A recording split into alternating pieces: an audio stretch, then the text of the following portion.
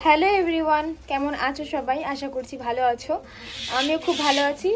আর একটা নতুন ভিডিওতে তোমাদের সকলকে জানাই স্বাগত। এখন ভাবছো যে আমি কোথায় আছি আর কোথায় দাঁড়িয়েই বা ব্লগটা শুরু করছি। এখন রয়েছি আমাদের দোকানে, আর এখন হচ্ছে বিকাল 4টে বাজে।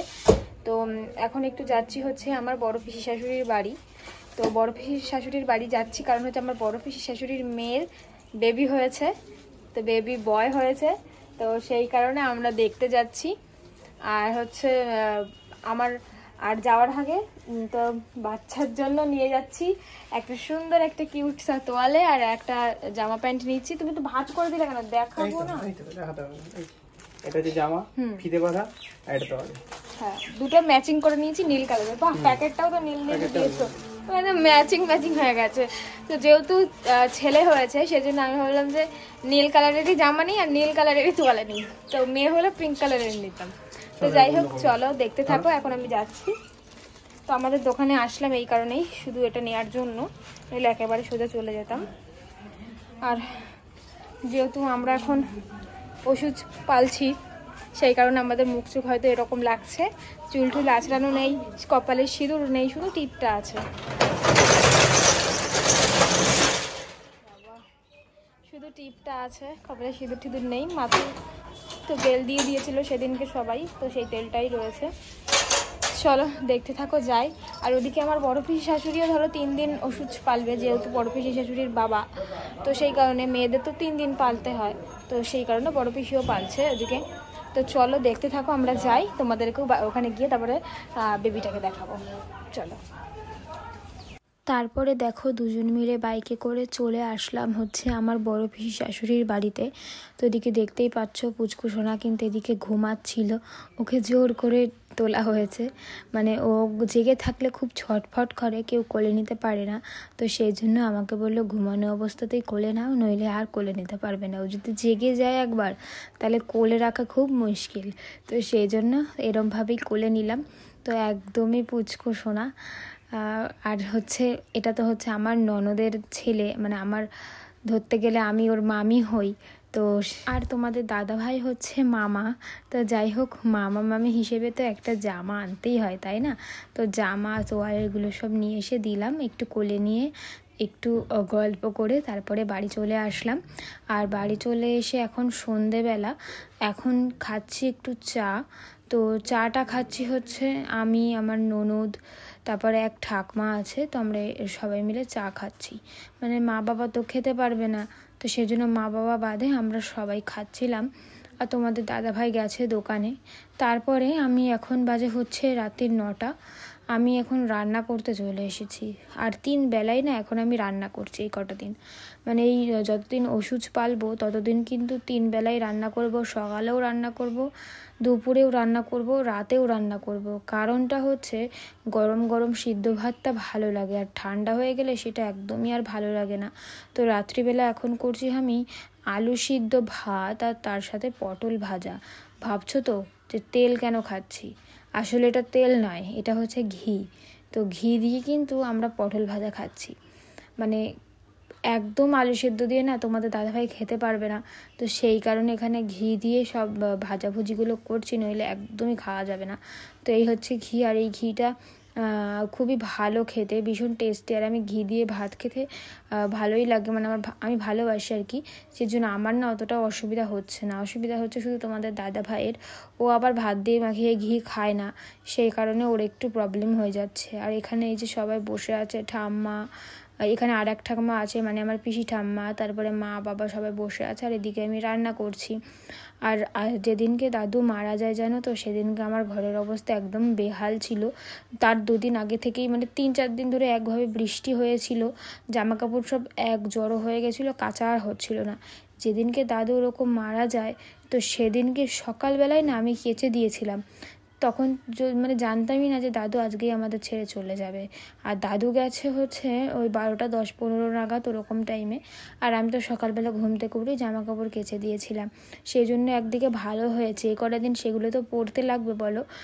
নোংরা জামা কাপড় তো সবসময় পরা যায় না, তো সেগুলো নোংরাই হয়ে গেছিলো, সেজন্য ভাগ্যিস কেচে দিয়েছিলাম। তো যাই হোক, এখন হয়ে গেছে রাত্রিবেলা, আর আমাদের খাওয়া দাওয়া কিন্তু এখনও হয়নি। এখনও হয়নি খাওয়া দাওয়া। তো তার আগে ভাবলাম যে মা বাবাকে ফল কেটে দিই, কারণ মা বাবা তো রাত্রিবেলা ফলই খাবে, তো সেই জন্য মা বাবাকে ফলটা বানিয়ে দিচ্ছিলাম এদিকে। তারপরে হয়ে গেল সকাল, তো তারপর আর কোনো কথা বলতে পারিনি। সকালবেলা খাচ্ছে হচ্ছে চা আর sugar free biscuit. Sugar free বিস্কুটে কিন্তু কোনো রকম তেল ঠেল থাকে না, তো সেই কারণে সুগার ফ্রি বিস্কুটটাই খাওয়া হচ্ছে। ঘরে অনেক বিস্কুট রয়েছে, তো সেইগুলোই মা এক এক করে প্যাকেট করে সব বার করছিল, আর দেখছিলাম যে কোনটা বিস্কুট মানে কোন বিস্কুটটা তেল ছাড়া আর কোনটা তেল দেয়া, এরকম আর কি। তো তারপরে সকালবেলা এখন আমি স্নান টান করে রান্না করতে চলে এসেছি। সকালবেলা করছি হচ্ছে ফেনা ভাত, আলু সেদ্ধ, মানে ভাতের মধ্যেই দিয়ে দিয়েছি আলু সেদ্ধ। তো ফেনা ভাত করছি, আলু সেদ্ধ করছি, আর ঘি দিয়ে বেগুন ভাজা করছি।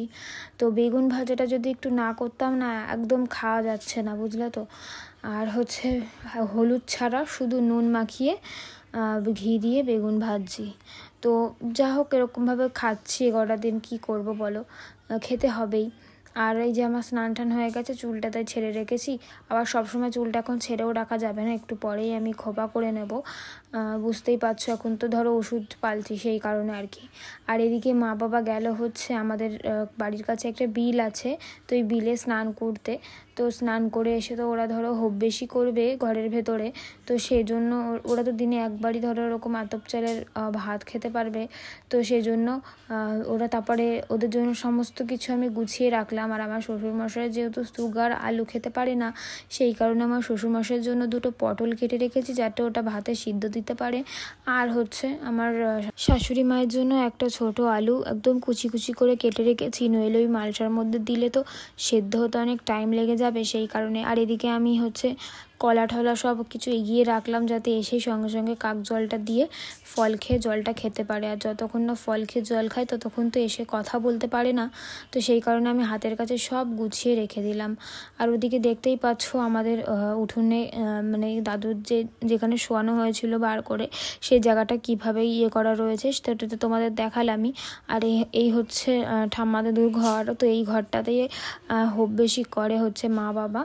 তো এই ঘরটাতেই এই যে ইট দিয়ে মাটি দিয়ে একটা ছোট উনুন বানিয়েছে, তার উপরে মালসাটা বসিয়ে মানে হোপ বেশি করে এরা ঘরের ভেতরে।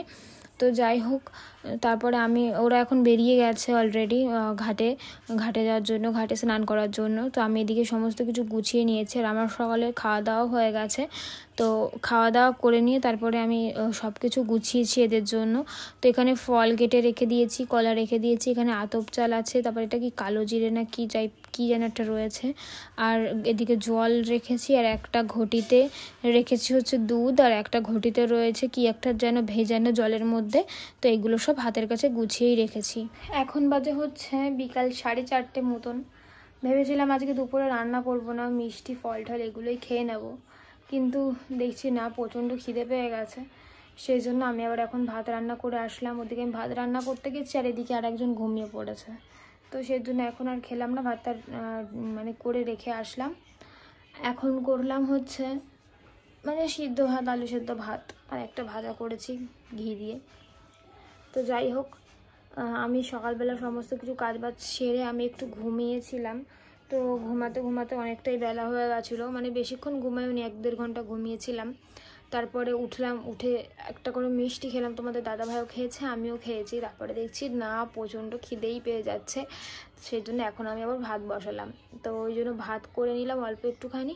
আর আমার ননদ মামা বাড়িতে গিয়ে খেয়ে আসছে, মানে ও তো ধরো এখন অন্য গোত্রের হয়ে গেছে, অন্য বাড়ির বউ হয়ে গেছে, তো সেই জন্য ওকে তো না পারলেও চলে যায়, তাই না? মানে ওকে পালা লাগে না, আরও পালছেও না, পালবেই বা কেন, এখনও অন্য বাড়ির বউ হয়ে গেছে যেহেতু, সেই জন্য। আর ও মামা বাড়িতে গিয়ে খেয়ে আসলো, আর আমি শুধু আমার জন্য আর তোমাদের দাদা ভাইয়ের জন্য অল্প কটা ভাত করলাম, আবার রাত্রিবেলা করব, সেই জন্য একেবারে অল্প করেই করলাম। তো উঠুক, তারপরে খেয়ে দোকানে চলে যাবে, আর আমিও খেয়ে নেবো। তারপর আবার রাত্রিরে সেই 10টা বেজে যাবে খেতে খেতে। তো চলো দেখতে থাকো, পরে তোমাদের সঙ্গে কথা বলবো আবার। তারপরে এখন আমি সবার জন্য চা বানাচ্ছিলাম।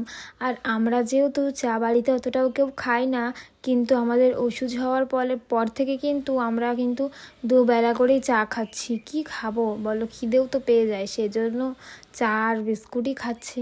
তো যাই হোক, প্রথমে হচ্ছে আমার শ্বশুরমশাইয়ের জন্য 1 কাপ মানে চিনি ছাড়া নামিয়ে নেব, তারপরে গিয়ে চিনি দেবো। প্রথমে চা পাতা আর দুধ দিয়ে করে নিয়েছি চাটা চিনি ছাড়া, তো আমার শ্বশুরমশাইয়ের জন্য 1 কাপ নামিয়ে তারপরে সবার জন্য চিনি দিয়ে করব। আর আমি এখন আর চা খাবো না, কারণ সকালে খেয়েছিলাম, এখন আর খাবো না। কালকে 2 বেলাই চা খাওয়া হয়ে গেছিলো, তো সেই জন্য আজকে আর খাচ্ছি না, সকালবেলা খেয়েছিলাম তো সেই জন্য। তারপরে দেখো আমি এই কাপগুলোতে সব মানে সব কাপে দিয়ে দিয়েছি, মানে অন্য কাপ আর বার করলাম না, এই কাপটা হাতের কাছে ছিল, এই কাপেই দিয়ে দিলাম সবাইকে চা। তারপরে সবাই মিলে কাঁঠাল খাচ্ছিলাম, কাঁঠাল ভাঙা হয়েছে আজকে একটা। তো বন্ধুরা, আজকের ভিডিওটা আমি এখানেই শেষ করলাম। নতুন আর একটা ভিডিওতে সকলের সাথে দেখা হবে। টাটা।